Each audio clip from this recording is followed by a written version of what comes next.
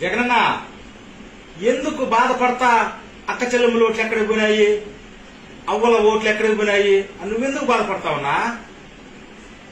రాజారెడ్డి గారు మీ తాతగారు నిన్ను జమీందార్ లాగా పెంచినారు, ఓకేనా? మేం బాధపడాలా, నువ్వెందుకు బాధపడతావన్నా? 10 సంవత్సరాల నుంచి పాదయాత్ర చేసి ఎండకు గాలికి తిరిగినావు, 1.5 సంవత్సరం జైల్లో ఉండి వచ్చినావు. జనం జనం జనం జనం నువ్వు కష్టపడినావు. ఈ రోజు ఎందుకు బాధపడతావు? నువ్వు బాధపడాల్సిన పనేలా, బాధపడాల్సింది మేము, బాధపడాల్సింది జనం. జనం జనం జనం జనం నీ జీవితం అంతా దారిపోసినావు. హ్యాపీగా నువ్వు బిజినెస్ చేసుకుంటా మైసూరు మహారాజు లాగా బతకచ్చు. అయినా జనం జనం నీకు జనం పిచ్చి. ఇప్పుడు ఎందుకు బాధపడతావు? మంచి చెయ్యలేదు అని నీ మనసులో ఉంటే నువ్వు బాధపడాలా? నువ్వు మంచి చేసావు, బాధపడాల్సింది జనం. నువ్వెందుకు బాధపడతావన్నా? సిస్టమ్ ని జనం కాడికి తీసుకొచ్చినావు.